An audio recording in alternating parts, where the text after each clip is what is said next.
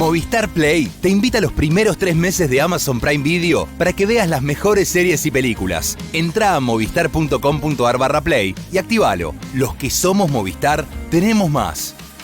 Movistar. Promoción válida del 1 del 5 del 2020 al 31 del 5 del 2020. Más información en movistar.com.ar/legales/Movistar Play.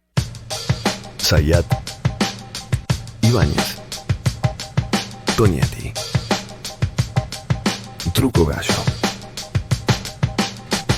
Hola, sean bienvenidos a Truco Gallo, el podcast semanal sobre actualidad política y económica de Argentina. Hoy es el episodio número 28 de la segunda temporada. Mi nombre es Daniel Tonietti y vamos a estar conversando semana a semana con Alfredo Cuchu Zayat. Alfredo, buenas. Buen día, buenas tardes, buenas noches. ¿Cómo andan ustedes? Muy bien. Y el equipo se completa con Pablo Totó Ibáñez. ¿Cómo anda, Pablo? ¿Cómo les va, compañero? ¿Todo bien? Bien, muy bien. Bueno, el primer tema que vamos a desarrollar en Truco Gallo esta semana tiene que ver que parece un tema del pasado, pero es un tema que seguramente va a volver porque no está resuelto. Primera cuestión tiene que ver con el debate público que se hizo a propósito de las personas que están privadas de su libertad, que a partir de diferentes decisiones, de diferentes estadios judiciales, se autorizó que algunas personas puedan recuperar o morigerar sus condiciones de detención en virtud de la condición excepcional del coronavirus. Y por otro lado, la manifestación pública y muy ruidosa que se vio fundamentalmente en los grandes centros urbanos de la Argentina y más fundamentalmente en la capital federal y algunos lugares del Gran Buenos Aires, bajo la modalidad preferida de los sectores medios urbanos para protestar, que es el cacerolazo y las consecuencias políticas que eso tuvo. Algunos interpretaron que el cacerolazo era en realidad una manifestación en contra de Alberto Fernández, otros una manifestación en contra de la posible libertad morigerada de algunas personas detenidas en estos momentos. Dicho sea de paso, vale agregar, y es un tema que quizás tocaremos en el episodio de hoy, es una situación de, así como la pandemia, el confinamiento, la caída vertical de la actividad económica, no son rarezas del episodio argentino, sino prácticamente se replican en todos los lugares del mundo. La situación de las personas privadas de su libertad y las consecuencias de no poder llevar adelante las medidas de distanciamiento social en el interior de una cárcel se replican en todos lados. Esto pasó en el Reino Unido, pasó en Estados Unidos, que es el país que tiene el nivel de prisionización más alto del planeta. El 1% de su población está privada de su libertad en Estados Unidos. Pasó en España, pasó en Italia, pasó en Francia. Y también ese debate llegó aquí a la Argentina. Pablo, te escuchamos. Vamos con algunos episodios y algunos datos. El primer dato, para tomar como una especie de contexto, cuando ocurre el cacerolazo el jueves a las 8 de la noche, Alberto Fernández estaba solo en la Quinta de Olivos. Había despedido, medio que había sido un día corto desde el punto de vista de trabajo del presidente, que a veces suele seguir largo. Había despedido a casi los colaboradores. Julio Vitovelo, que es el hombre que está habitualmente más cerca de él, se había ido un rato antes de las 8. Había estado Felipe Solá resolviendo algunos chispazos que hay justamente en el tema de la política exterior. Lo agarró solo ahí. Hubo algunos mensajes después con Cristina Fernández de Kirchner, que estaba en su casa de la calle Juncal, para procesar un poco lo que había ocurrido y algunas consultas. ¿Por qué digo que estaba solo y me parece que es relevante? Porque de alguna manera el gobierno subestimó la existencia de la convocatoria de los cacerolazos, que sí vale la pena decir, por otro lado, que habitualmente en redes cada tanto aparece alguna convocatoria, de las 9 de 10 se diluyen. Ustedes coincidirán con eso de haber recordado convocatoria para tal día, movilizaciones y demás, que finalmente la mayoría se termina diluyendo, terminan siendo simbólicas o muy chiquitas. Bueno, esto generó un ruido y generó una conmoción en el gobierno. Y pongo el hecho de que estaba solo y había cerrado de alguna manera el día, porque también habló con Marcela Dosardo, le pidió que salga a hablar. Que hay un plan sistemático para liberar presos por parte del Ejecutivo, como fueron diciendo, me parece que es un error. Es un error porque no es una verdad. ¿Por qué se vincula eso con el Poder Ejecutivo? El Poder Ejecutivo no detiene gente ni escarcela gente. Es una tarea del Poder Judicial. Hubo una reacción posterior respecto a ese tema.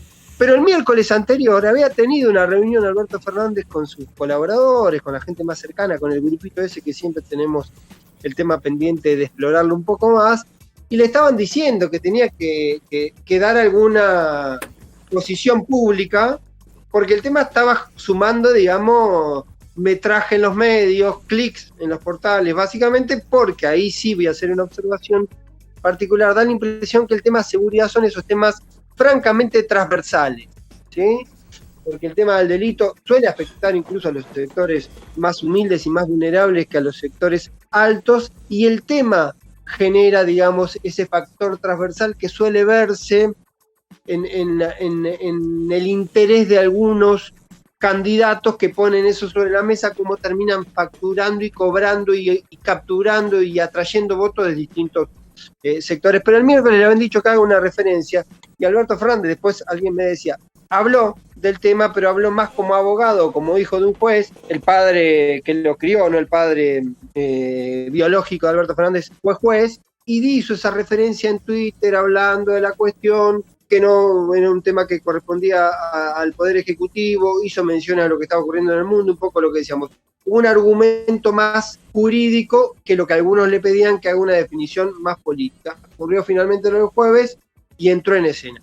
Pero, y ahí pongo un primer punto, el foco termina siendo más lo que ocurre en la provincia de Buenos Aires, que tiene un origen, lo hemos contado, se ha contado en algunos medios, que surge con una resolución de Julio Contegrán, el procurador de la provincia de Buenos Aires, a principios de marzo, donde le recomienda a los jefes de los defensores de los 19 departamentos judiciales de la provincia de Buenos Aires que pidan a los jueces que otorguen domiciliarias o cárceles, prisiones morigeradas o algún mecanismo a los que están a la población de riesgo carcelario por el tema de COVID. ¿Cuántos son? En el primer número que miró la justicia con los defensores, aproximadamente 4.500 convictos, personas detenidas, en las 63 cárceles de la provincia, sobre un universo que en cárceles es de 44.000, es decir, un poquito más del 10%. Eso generó, y ahí me voy a meter, o voy a hacer una doble derivación. Por un lado, vos mencionaste, Daniel, la cuestión de lo que está ocurriendo en el mundo, las liberaciones en el mundo, y mencionaste el caso de Estados Unidos. Ohio, que está muy mencionado en las referencias que hace el gobierno bonaerense, hubo alguna cárcel de Ohio con 70% del nivel de contagios. ¿Cuál es la advertencia del gobierno bonaerense y de los sectores vinculados? Un nivel de superpoblación del orden del 100% de las cárceles bonaerenses, el riesgo de contagio es altísimo, y con un número, si se quiere, de 10-15% de contagios de cárceles, eso puede producir, como el sistema carcelario no tiene un esquema propio sanitario para atender eventualmente esos casos, eso puede producir una saturación del sistema de salud de la provincia de Buenos Aires. Por lo tanto, se mezclan los temas. Aparece el factor del riesgo, aparece la resistencia de algunos sectores a la cuestión de la liberación, y también una serie de confusiones con algunos elementos políticos mezclados.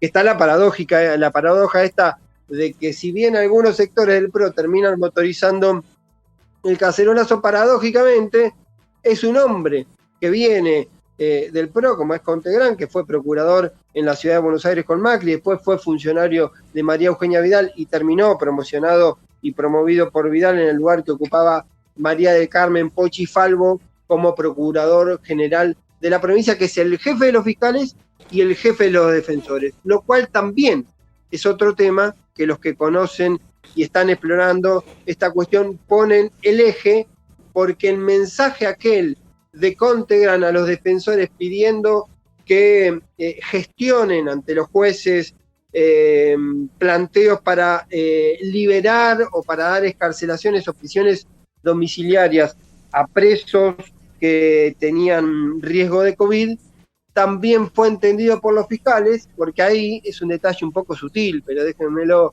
observarlo, el mismo funcionario, jefe de los fiscales y jefe de los defensores, cuando le manda un mensaje a los defensores, también se puede interpretar que le está mandando un mensaje a los fiscales. Cuando le manda un mensaje a los que tienen que defender, también le está mandando un mensaje a los acusadores. Vino lo de casación, más conocido, finalmente casación redujo el número de la lista original de los 4.500, aproximadamente 600 y pico, y por esa vía, hasta el viernes pasado habían sido liberados 161. Un número comparado con el ruido que se generó sobre este tema parece bastante menor, porque en realidad hubo en el mismo periodo de ese mes, entre la segunda quincena de marzo y la primera quincena de abril, aproximadamente 1.200 liberados, la mayoría, y ahí aparece una de las confusiones que aparece sobre la escena, la mayoría porque se cumplía la pena. Evidentemente, según dicen la justicia, hubo casos de delincuentes o personas que habían sido imputadas y juzgadas por delitos de acoso sexual o de ataque sexual y que salieron en libertad.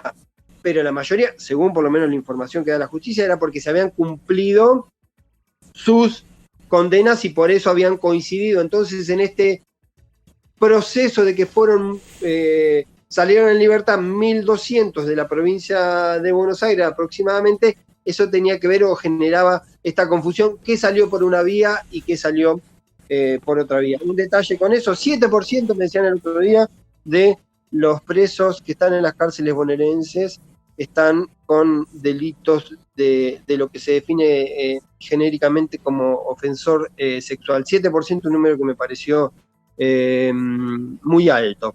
Hoy, estamos en martes, la Corte atendió un planteo que hizo el fiscal general de La Plata, Carlos Altuve, justamente para frenar la decisión de casación. La Corte va a resolver, yo creo que muy rápidamente, una acción. Y lo que todo indica que va a decir la Corte de la provincia de Buenos Aires es que se suspendan los mecanismos genéricos, colectivos en la liberación, sino que sean casos particulares, que los defensores y los jueces traten tema por tema, y además que se explicite claramente que no pueden ser alcanzados, salvo situaciones muy excepcionales, convictos que estén imputados cumpliendo pena o en proceso por delitos graves, que fue de alguna manera la distinción que se hizo en un momento. Y agrego 2 datos más y después me gustaría que lo charlemos y compartamos enfoques y miradas sobre este tema. Por un lado, ya llegó a la provincia de Buenos Aires un planteo de la Comisión Interamericana de Derechos Humanos pidiendo y acusando a la provincia por el riesgo de una persona que está presa y que es enfermo terminal. Se está hablando, ¿por qué digo esto?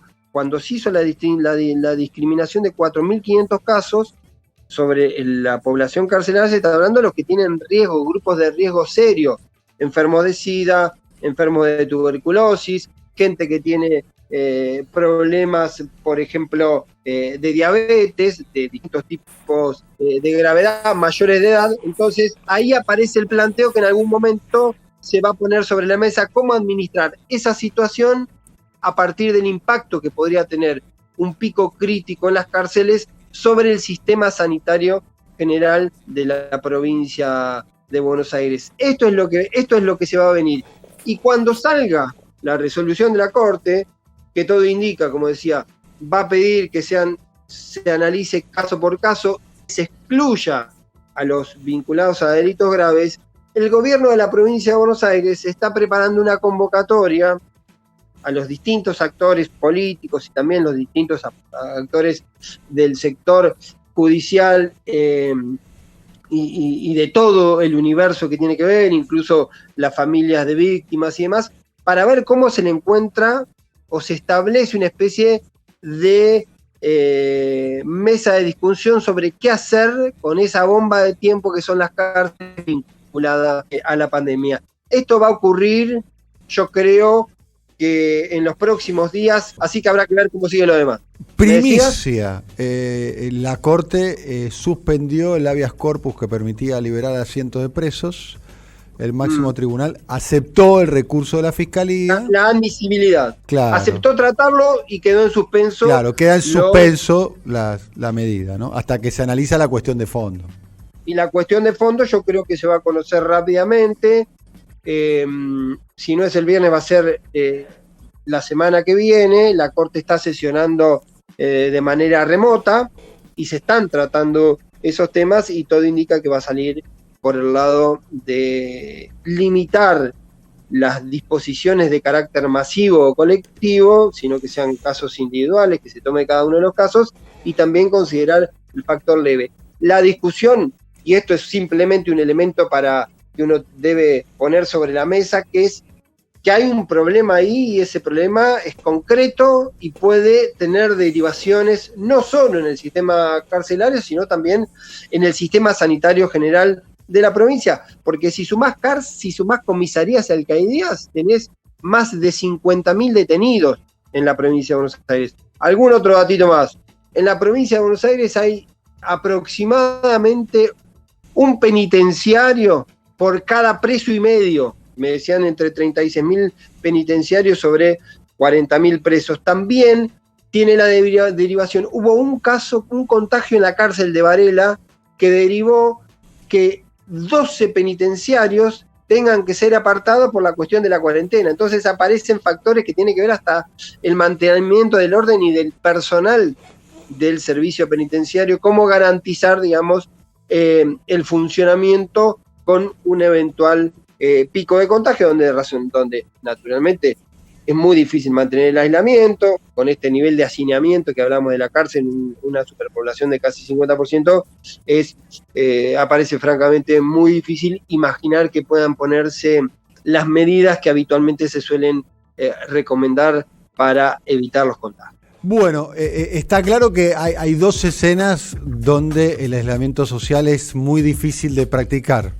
Una son las urbanizaciones, las comunidades, los barrios de la periferia, las llamadas Villa Miseria, como bien las describió en algún momento el escritor Bernardo Berbisky. Y otros son las cárceles, y así como lo decíamos en la presentación, y luego de escucharte a vos, Pablo, Alfredo, este es un tema de escala mundial, no es algo que está pasando en la Argentina. Hacías referencia a vos.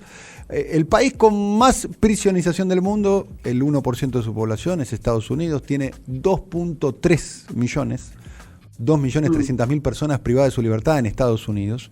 Y es un tema que hoy se está debatiendo públicamente. Por caso, una prisión en la localidad de Marion, en Ohio, el 80% de sus 2.500 reclusos fueron contagiados de coronavirus, que una de las propiedades que tiene el virus, según lo describen los infectólogos, es su enorme capacidad de contagio, más aún en el hacinamiento, y 175 empleados contagiados. Esto ocurrió, insisto, en la localidad de Marion, en Ohio, en una de las tantas cárceles privatizadas, paréntesis, que hay en los Estados Unidos. Más allá de las decisiones judiciales, más allá de la presión política, la presión mediática, la presión de la opinión pública, si escala el coronavirus, probablemente este tema en algún momento volverá a estar en agenda pública, o volverá a estar porque lo pone la sociedad, porque lo ponen los medios, porque lo ponen los formadores de opinión, porque lo pone el trending topic,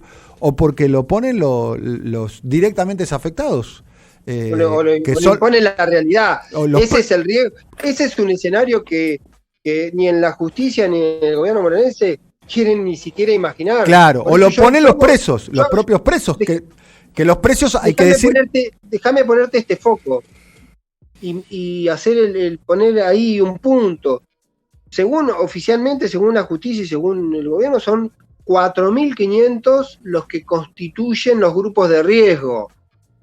En la provincia de Buenos Aires, por lo menos hasta hace 15 días, que fue el último dato que yo vi, había algo menos de 1.000 camas de terapia intensiva, ¿sí? En todo el sistema de la provincia de Buenos Aires con respiradores y demás.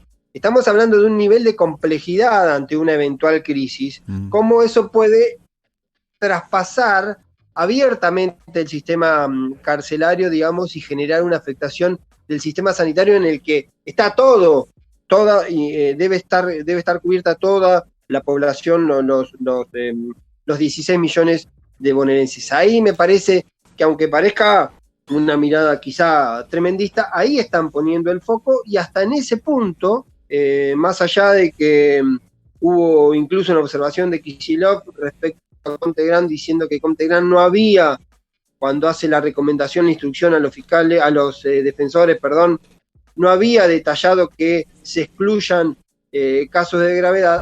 Yo quiero decir que este gobierno no está de acuerdo, no coincide cuando se le da prisión domiciliaria a quien ha cometido delitos de gravedad. Ni las libertades ni las domiciliarias que se dieron son decisión del Poder Ejecutivo, sino de los jueces, del Poder Judicial, del Procurador, de la Corte Suprema, pero no del Poder Ejecutivo. Hay un planteo que también tiene que ver con las responsabilidades de alguna manera. ¿Qué pasa si los defensores no actúan pidiendo alguna acción para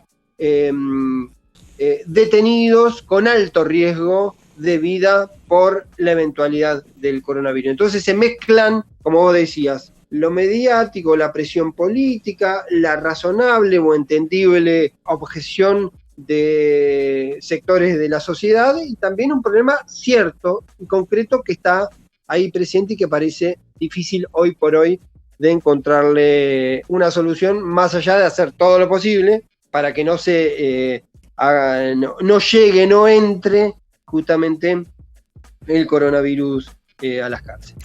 ¿Alfredo? Me parece que se puede sumar una mirada en clave, si querés, vos lo mencionaste algo también, Dani, tema político y mediático. La fake news estuvo en un nivel de intensidad elevada ante todo este debate, incluso con actuaciones de jueces que bordeaba más la irresponsabilidad vinculada con una intencionalidad política más que, e incluso de negocios, porque se sabe también, porque esto es un elemento no menor, que se pagan excarcelaciones, hay acuerdos espurios entre sectores del Poder Judicial y lo que sería el delito. Digamos, hay una mezcla y es todo un micromundo que tuvo su explosión durante esta semana con un componente político para mí muy, muy claro, muy evidente, que fue el de acorralar al gobierno. El gobierno, al estilo, a ver si esta te gusta, Dani, mirando lo que fue una primera experiencia vinculada con la seguridad, la inseguridad de Néstor Kirchner, que fue lo de Bloomberg. Néstor Kirchner toma el tema Bloomberg y trata de salir con la idea de, acompañar a la víctima. Estamos consiguiendo cosas. Se están aprobando leyes que estaban durmiendo en los cajones de hace muchísimos años, cuando un gobernador o un ministro de Seguridad y el ministro de Justicia le iban a dedicar a un ciudadano 1 hora y media para escucharlo. Y en este caso yo creo que por ahí no la esperaba el gobierno, tanto Alberto como Axel, y fíjate que por lo que escucho también toman lo que es el reclamo de la sociedad y acompaña, pero me parece volviendo a esconder debajo de la alfombra lo peor de el sistema carcelario en Argentina, los vínculos espurios, perversos y corruptos entre el servicio penitenciario, el Poder Judicial y el crimen, ¿no? Los medios de comunicación, perdón. Bien. Y otra de las cuestiones es, esto puede ser interpretado como una ironía o no, pero una de las pocas políticas de Estado que funcionan en el país tiene que ver con el servicio penitenciario, digamos. Hay una continuidad de malas gestiones, de malos gobiernos con respecto al tema de las personas privadas de su libertad y del servicio penitenciario. Lo que las reformas que se han hecho, que quizás alcanzaron a otros sectores de la sociedad, no han alcanzado ahí. De hecho, para dar un ejemplo, quienes conducen el servicio penitenciario federal y de la provincia de Buenos Aires, para dar dos ejemplos, son los mismos funcionarios que estaban en el gobierno de Mauricio Macri y de María Eugenia Vidal. Eso es un tema como para apuntar con respecto al tema de la superpoblación de las cárceles, que dicho sea paso tampoco es algo adjudicable de modo directo tampoco al anterior gobierno, ¿no? Porque es un tema que la superpoblación de las cárceles viene desde hace mucho tiempo atrás. Pablo, como para cerrar, ¿algunas palabras? No, estaba escuchando atentamente, naturalmente tiene que ver cómo se generan elementos o factores de tensión mediática y naturalmente eso juega. Claramente, y esto también me parece que es indiscutible, el tema de las cárceles es un problema de larguísima data, se suele agravar cuando aparecen cuestiones más punitivistas y se terminan, me acordaba con lo que decía Alfredo de lo de Bloomberg, las famosas leyes Bloomberg que también generaron un incremento de detenidos con las derivaciones que seguramente, como no hubo en paralelo una política, se puede pensar claramente en lo carcelario, se producen estos fenómenos de este nivel de superpoblación que existe el día de hoy. Va a seguir presente porque no son temas que son fáciles, temas donde es muy difícil salir y donde hay habitualmente también para los sectores más, si se quiere, más se sienten más cómodos en la tribuna o en los sectores del progresismo, siempre le cuesta ser más explícito con estos temas, los temas de prisiones, de cárceles y demás, así que seguramente va a ser un flanco sobre el cual la oposición va a seguir avanzando sobre el gobierno tanto de Alberto Fernández como de Kicillof. El plan de los presos liberados son futuras patrullas que amenazan jueces y que te los largan de las cárceles de distintos sectores y te van patrullando y te van tomando tu capital y te van amenazando. No es joda. Acuérdense cómo Cuba tenía militarizado a todos los jóvenes. Recuerden en otras épocas donde se largaban a los presos para sumarlos al ejército. Es muy complicado, en serio. Bueno, hemos terminado este episodio de Truco Gallo, muy intenso, a propósito del tema presos y cacerolazos. Quienes hacemos Truco Gallo, Alfredo Cuchu Zayat, muchas gracias Alfred. Pablo Totó Ibáñez, con participación en estelar en este episodio. La coordinación a cabo de Patricio Da Torre, gracias querido Pato. Pablo López, importantísimo nuestro querido Pablo en la producción comercial. Catarrazo Adrián en la operación técnica. Simón Vilarrubia en la realización y el diseño gráfico a cargo de Andrés Rotz y Lisandro Aira para brasilcomunicación.com. Hasta el próximo episodio.